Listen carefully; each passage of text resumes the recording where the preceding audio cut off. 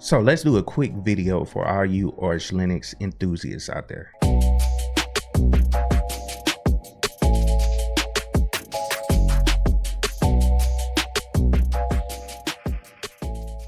What's up guys, it's Josh back with another video, and today I wanted to cover the new Arch installer that's included in this latest release of Arch Linux. Now we all know Arch Linux is a rolling release distro, so when I say the latest release, it's basically the latest ISO that they have put out, which is for the month of August, and they included a newer version of the Arch installer. And I figured I would cover it, just some of the new features that are included with it, as well as walk you guys through the installer again. Now, I've done it in the past. It's very simple to use. This is one of the easiest ways to get Arch Linux up and running on your system by using this Arch installer script. So let's dive right into it. Before we move forward, I wanted to give a quick shout out to CIQ, the official partner of Rocky Linux. Rocky Linux is a Linux distribution that is intended to be a downstream complete binary compatible release using the Red Hat Enterprise Linux operating system source code. The project is led by Gregory Kurtzer, who was the founder of the CentOS project. So check out Rocky Linux at ciq.co. Now first off, I'm at archlinux.org, and this is where you can get that latest version or that latest ISO of Arch Linux. And if we go right up here at the top, there's a download button all the way to the right. All you have to do is click that and you can get that latest version. Like I said, the current version is 23 or 2023.8.1, so it's August 1st when this was released. And then they have links to the installation guide. I won't go through everything dealing with Arch, I just kind of show you guys, but you can download that latest version just by clicking on one of these repositories that are out there or mirrors that are out there around the world. So just grab the one that's closest to you, and I'll just click on one. This is Australia, and as you can see, it'll kind of show up like this, and you can download that latest ISO as well as the signature. You can use the torrent file. They also have a compressed versions down up in here, so you can get those as well. And what I wanted to show you guys, that new feature is the Arch installer, and you can go over to GitHub and actually look at the installer. And I went on and pulled up the release page for it, but this was released about a week ago, and this is version 2.6.0, and this version is included in this latest ISO. And so you can go through a lot of the changes right here. This kind of breaks everything down for you. This is, like I said, the release notes. So the new features is what most people want to look at. So I'll let you guys look at this on your leisure. I'll have both of these links down in the description of the video, but they also have some bug fixes that they addressed in this latest release, and their mirror changes as well. So let's hop over to my virtual machine. I'm gonna just do a quick install, just showing you guys how to get it installed using that Arch Linux installer. It's super simple. I believe last year I basically did a video saying the fastest way to install Arch Linux, and I'll link that video down in the description as well in case you guys want to check it out, but this will cover everything in that video as well. So let's hop over and get it going. All right, so we're at the ISO kind of grub menu, so to speak, with the menu options that you have, and I just wanted to walk through those right fast. But you got the Arch Linux install medium, so that'll boot the live ISO for you. Then they also have one with speech, and then boot existing ISO if you already have one on there. Basically bypass the ISO. You can run a memory test, you can do hardware or get the hardware information. You can also reboot and power on. But what we're gonna do is go right into the Arch Linux installer. That'll boot into the kind of live ISO. That way we can run through the Arch installer script. So let's press enter right here. All right, so I'm booted up into the live ISO, and in order to start the script, all we have to do is type Arch install. So Arch and press enter, and that'll kick off the installer, and you'll see it. It'll basically bring up a spot where you can make all your changes to the installer, and then it'll go through and install the operating system for you. And the first option up here is basically setting the language, and I'm going to be using English. You can go into each one of these sections. All you got to do is press enter, and then you can go around and figure out what you want. in the system, and English is, you know, what we want. And then now this is one of the new features of this latest version of Arch Linux, and it basically allows you to add a custom mirror if you want to. You can add like your favorite mirrors, you know, making updates and package installation even more smoother or faster depending on your location. So I'm gonna go down and just press enter there, and like I said, custom mirrors, you can add those, but I'm not gonna mess around with it. I'll just use the regular mirrors and just select my region. This is the simplest way for me. I just go down and find US or United States, and it looks like I passed it up, and all we have to do is hit the space bar. That'll select it, press enter, and that will select our mirror. And all we have to do is go down to the back, press enter, and that'll define those mirrors for us. And then our locale, we can go up in there as well. It's already set for us because I'm US. Now you may want to go in here and change this based on whatever your location is, you know, your layout of your keyboard, all that good stuff. Local language, you know, the local encoding, but we're going to leave it alone. Press enter and we're good to go.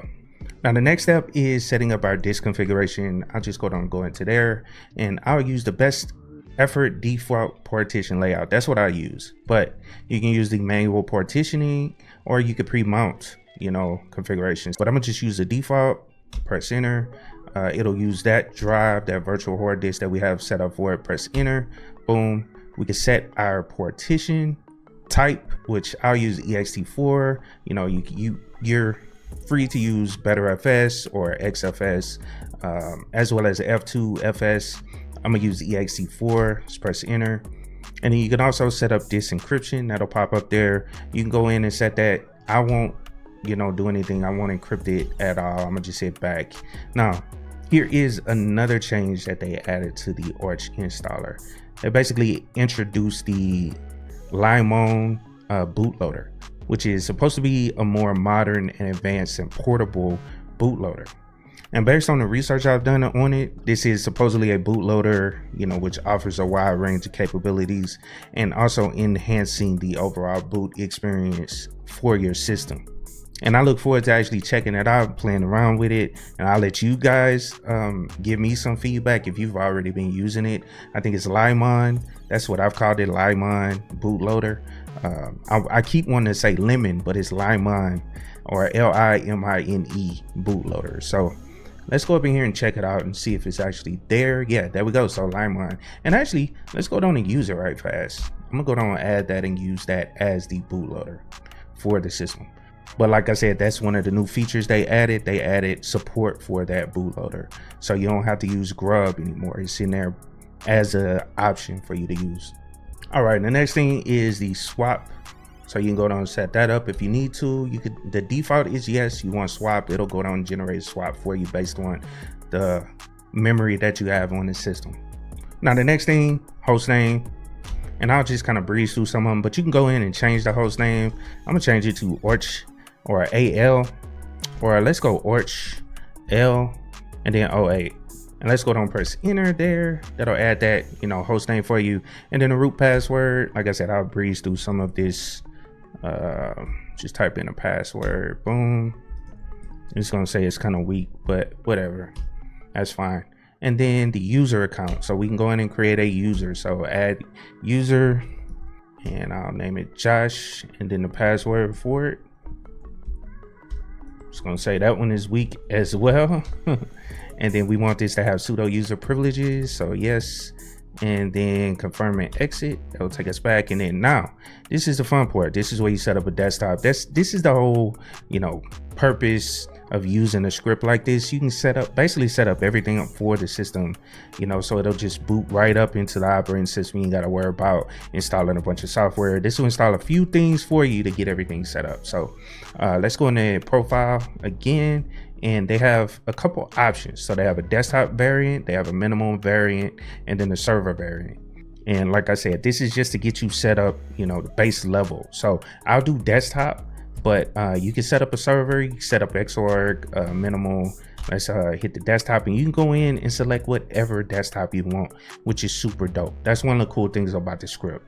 You know what I'm saying? You can set up awesome, you know, window manager, BSP window manager, Budgie, Cinnamon, Qfish, Deepin, And you guys already know I'm headed down to XFCE 4. So we're gonna get that installed quickly. So it kind of tells you everything that's gonna install. So it does the XFCE 4, XFCE 4-goodies, this the PAV U control, GV file system, X archiver. So it'll put, you know, a few packages on there just to get the system up and going, but just showing you guys, it breaks down all the packages that will be installed based on the desktop environment that you install. So Mate, you can get the Mate and the Mate extras.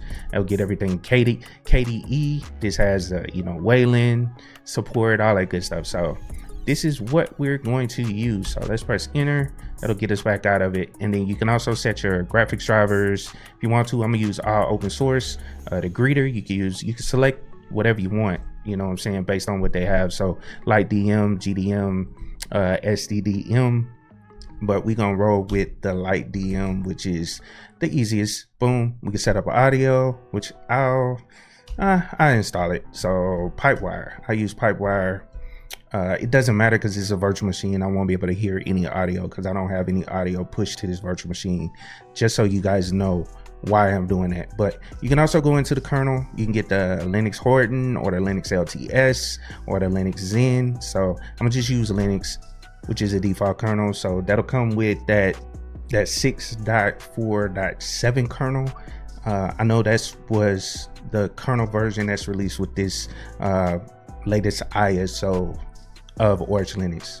And then also you can go in, you know, add any additional packages if you want to. I'm gonna skip that network configuration. You definitely want to do that. Let's use a network manager just to make it simple.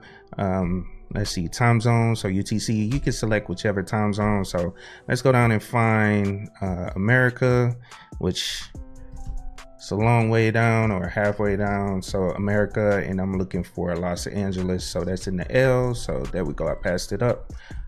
Boom, good to go. We got that. And now automatic time sync. So that'll use NTP. Yes, that's cool.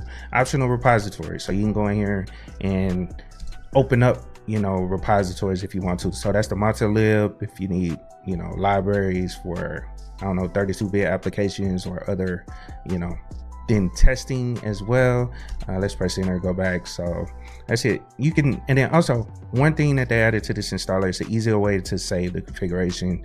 I'm not gonna go in and do it. I'm gonna just hit the install and let it go through. And basically this is the install script. This is all our selections right up in here. And if we can scroll up, you'll be able to see it, but this, you know, basically breaks down everything that it's gonna do with the installer. You can see XFCE right here. It's kind of like the last step. It's installing the desktop environment after it installs Linux and set it up the way you configure it. So let's go down and press enter, and I'll let it go. It'll go through, partition the drives, and then get everything installed on the system. I'll be back when it finishes. Just show you guys that the script fully works. All right, so the installation is complete, and that's basically showing you guys how to run that script. It's super simple. Now you get your root into the installation and do some post installation configuration if you want to. Like for instance, you can go in and install whatever software you want on there and then reboot.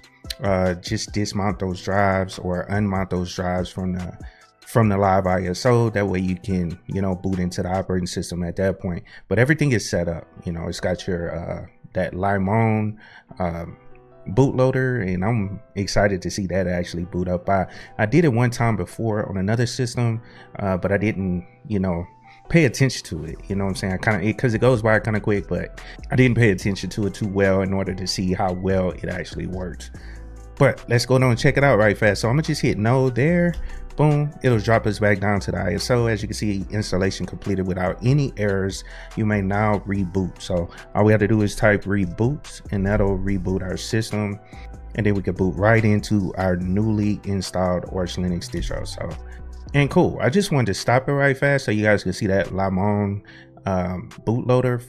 And you got those two options, like you have in Grub, you know, Arch Linux or the Arch Linux fallback. And then also it kind of gives you an idea of what to do. So arrows, you know, enter to boot, you know, you can edit, and then there's a console. So I'm not going to go in there. I'm gonna just, you know, boot past that, but it's supposed to be a little bit faster as far as the boot process. So super dope. So now we have the desktop environment. Let's go down and log into this thing. All right, cool. So we got our fresh install, and like I said, that new installer has added some changes to how it actually works, which will make it super easy for you guys that are trying to install Arch Linux. So that's all for today's video. If you found this information helpful, please hit the like button and consider subscribing to my channel for more exciting tech updates. And let me know down in the comments below if you plan on trying out Arch Linux 2023.8 and checking out that new Arch installer. Until next time, I hope you guys have a wonderful day, and of course, keep it techie.